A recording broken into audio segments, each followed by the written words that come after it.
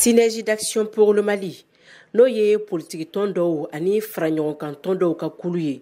Olu ka fola ko foñon ko min be M5 RFP je kulu kono ni wati na kabe nata de kofo.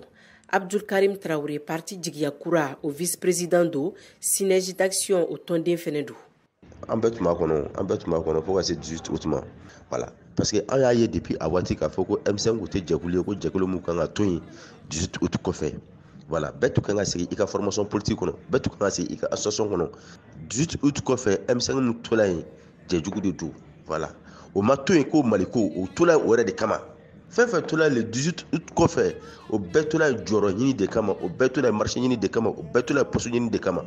Ni la gauche belebele de kanyishi anja jawana ma. Donc munu be ka jawana marabi vraiment moi personnellement ne be que ça créer des termes lancés au ma.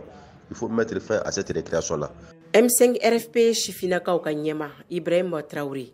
Ale ayira ko nyema ya bushile Dr Shogel Kokala Maiga Bolo ko okeli nyena ko sabula Dr Shogel amajo ajoro la M5 RFP tonde woni nyonche. Vice-président Koro mu Buba Karamo Traoré ale kunye kewale dowke. Fe munu ni M5 te tasira kelen fe. Ko Shogel ni Buba Karamo be nyon kalama. Aka vo akije.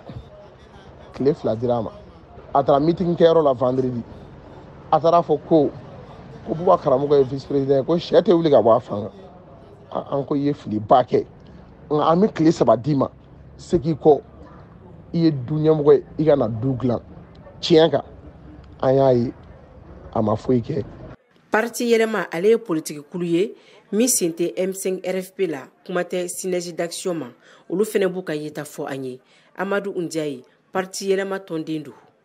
Farali be M5 RFP kono bi ama balianw na parce que ni y'a ta k'a lajɛ kabini sɔrɔsiw ye fanga di M5 RFP ɲɛmaaw ma kabini o waati an ye mun na kɔlɔsi M5 RFP leaderw ka baara kun tɛ dɔwɛrɛ ye farafarali kɔ u kun tɛ dilanni kɛ u m'a ɲini ka maliyɛnw kala ni ye k'a yira de ko maliko tɛ posiko kɛlɛ de ye ninnu ko ninnu ye maliko tɛ.